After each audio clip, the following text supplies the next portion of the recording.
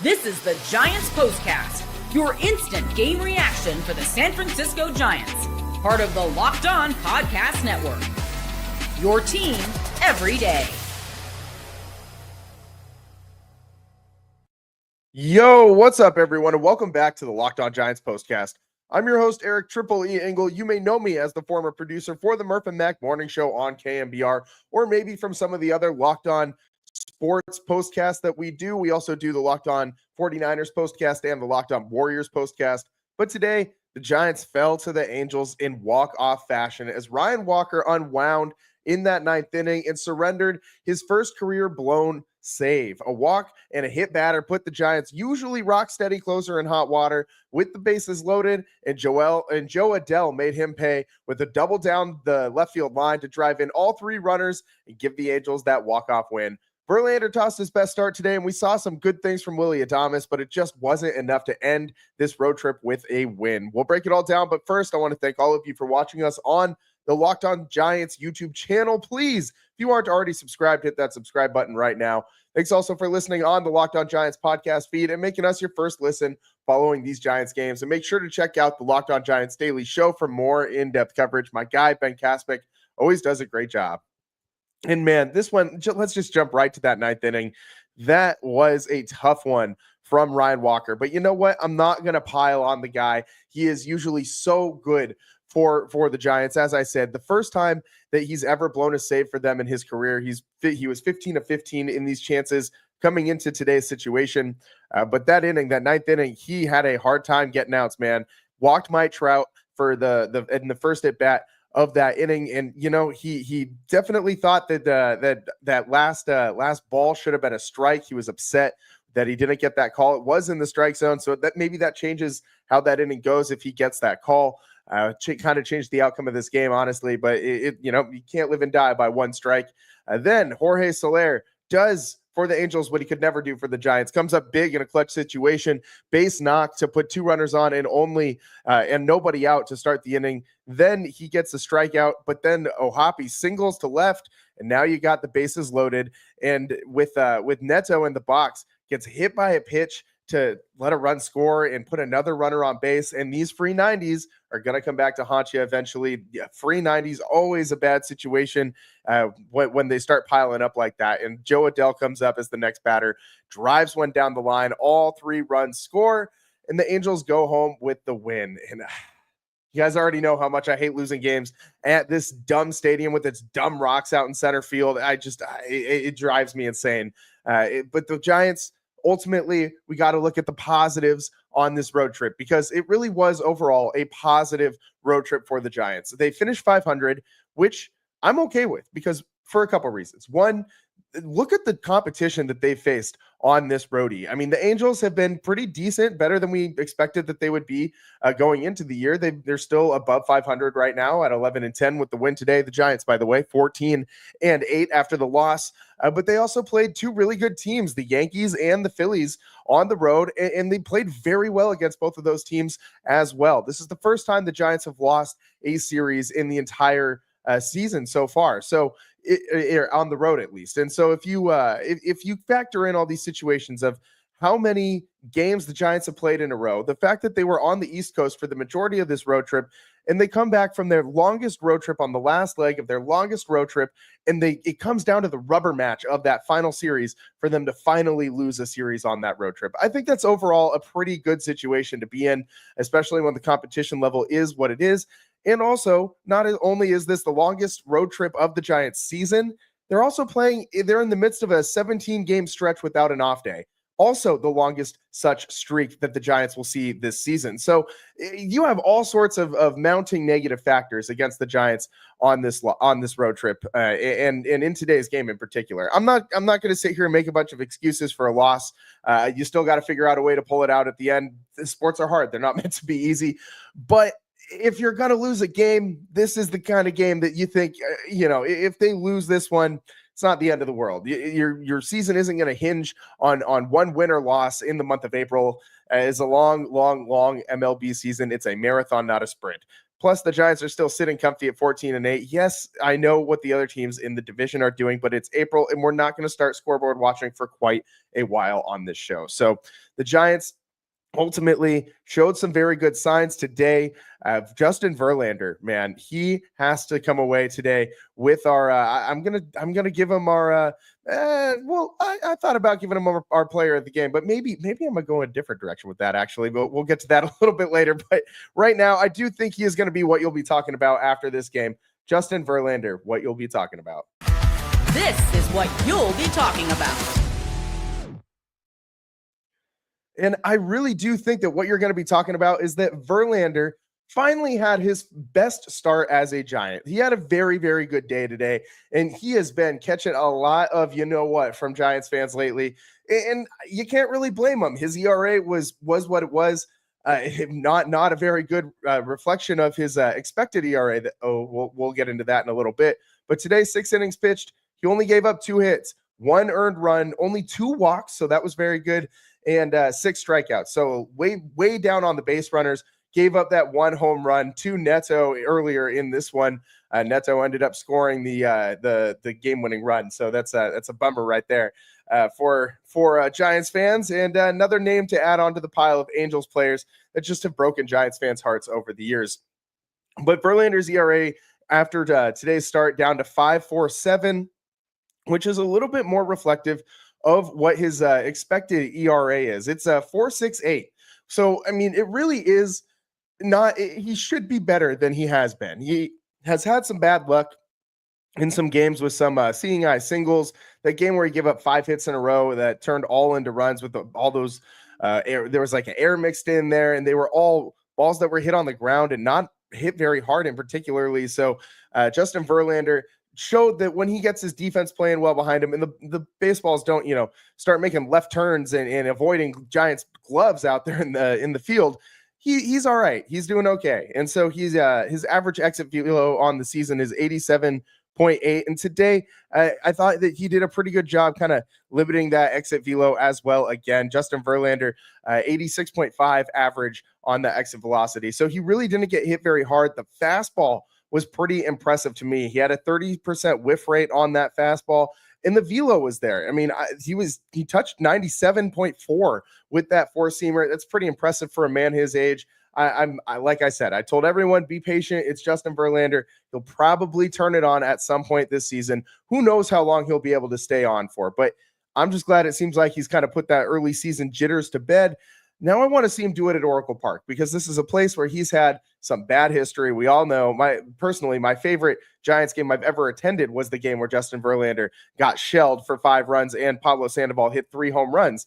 It's something that, only a handful of greats have ever done in a World Series game in baseball history. So, hopefully he can put that behind him. We can all hang on to that and live with that in our heads forever. But I hope Justin Verlander has forgotten completely about it. I hope that the Giants are able to find a couple good starts from this guy. And I did really like what I saw from him today. I don't think what we're going to be talking about, though, is that Ryan Walker blew a save, because hey, it happens sometimes. Nobody's going to be 100% perfect through the whole year. If you are, that is like super high-end all-star stuff. And Ryan Walker, even though he has that potential, I'm not going to kill him for just blowing one save. It's a long season. He'll have plenty of more opportunities. He's just got to not put free runners on base. No more free 90s. He'll be all right. We still got to talk about Willy Adames in another multi-hit game for him today. Couple clutch hits, couple RBIs. Is he turning a corner with his former team, the Brewers, coming to town next? That's what's coming up on the Locked On Giants postcast.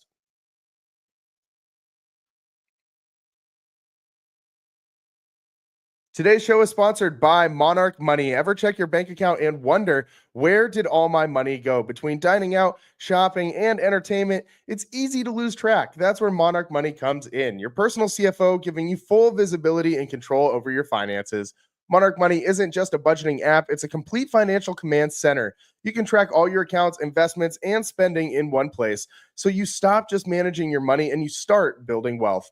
I found all sorts of surprising insights when I started using Monarch. I realized just how much I was spending on food delivery, and now I budget smarter and save more. It's also really good at giving you all-in-one convenience. Instead of juggling multiple apps, you can use Monarch to check your finances, track spending, and even plan long-term goals. Take control of your finances with Monarch Money. Use code LOCKEDONMLB at monarchmoney.com for 50% off your first year. That's monarchmoney.com, code LOCKEDONMLB for half off your first year.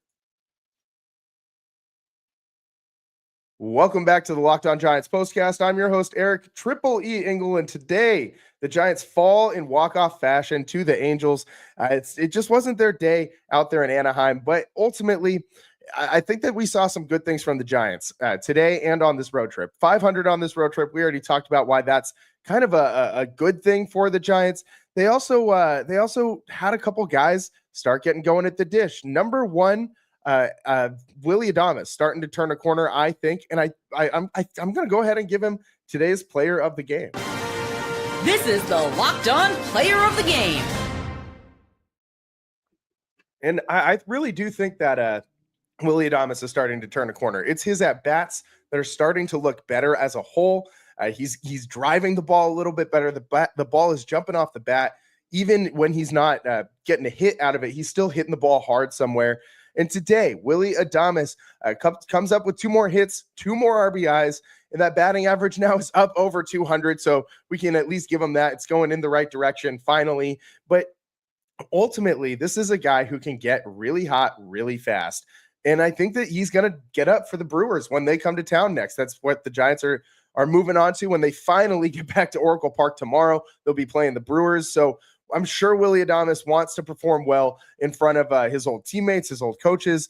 And I think that he's going to have a good series, man. He's been starting to get better in the box as of late. And today it was another example of that. One of the only Giants with a multi-hit day today. Elliot Ramos was another one. And so was my guy Huff. Sam Huff ran into his first home run as a San Francisco Giant.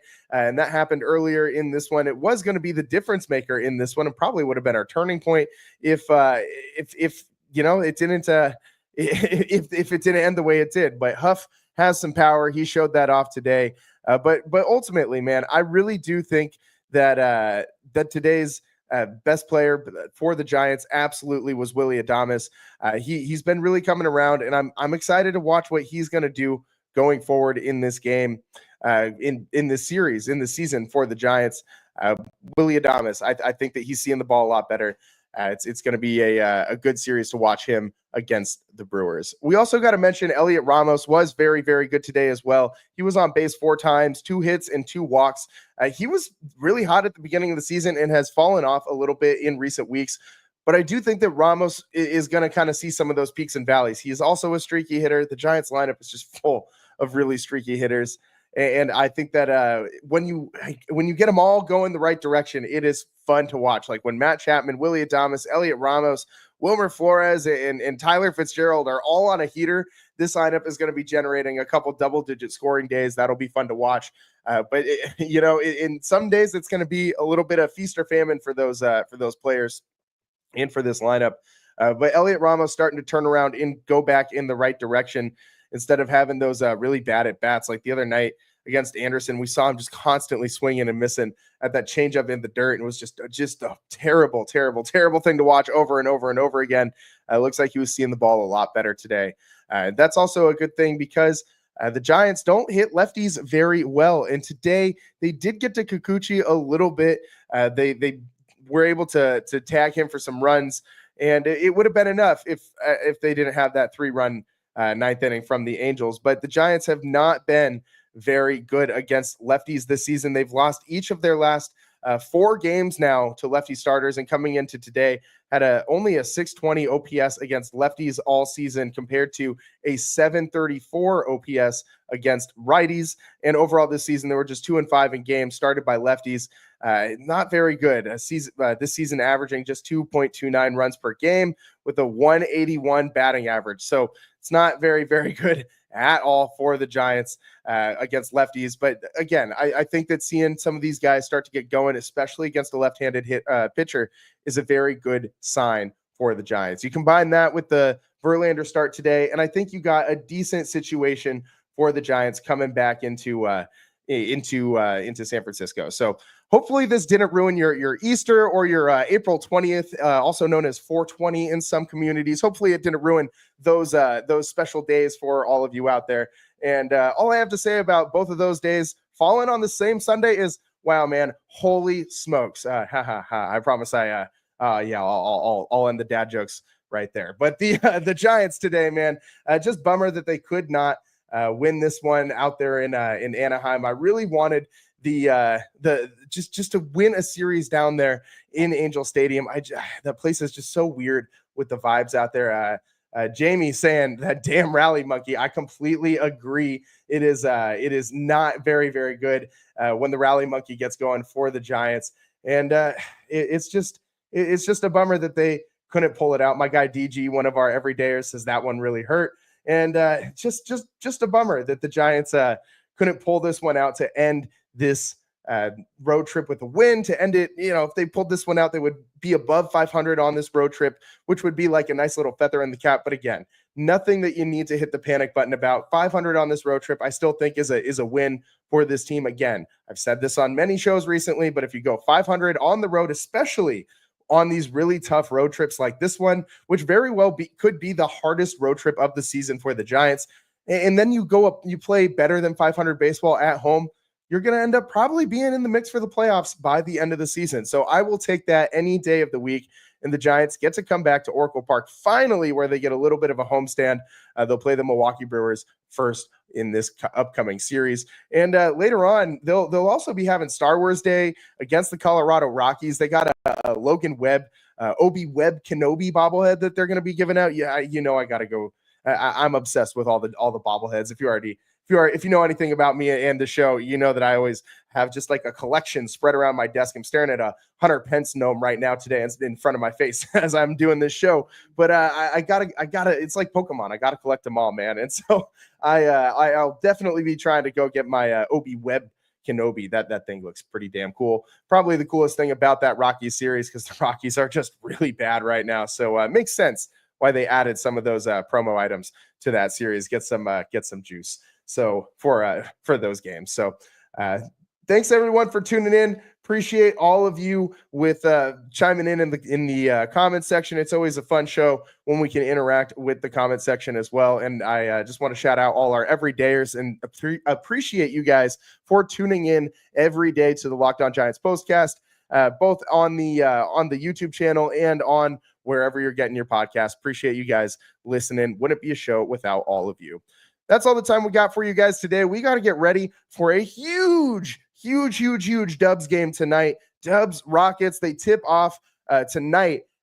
Start of a 7-game series. I think this one is going to go probably 6 or 7 games. Make sure you're tuned in to the Locked On Warriors postcast over on the Locked On Sports San Francisco YouTube channel. That's Locked On Sports San Francisco, or on the Locked On Warriors podcast page, wherever you get your podcasts, whatever app you are using. So thanks so much for tuning in tonight. Hope you'll check out our show later on today. I'm your host, Eric Triple E Engel. We'll see you next time. Peace.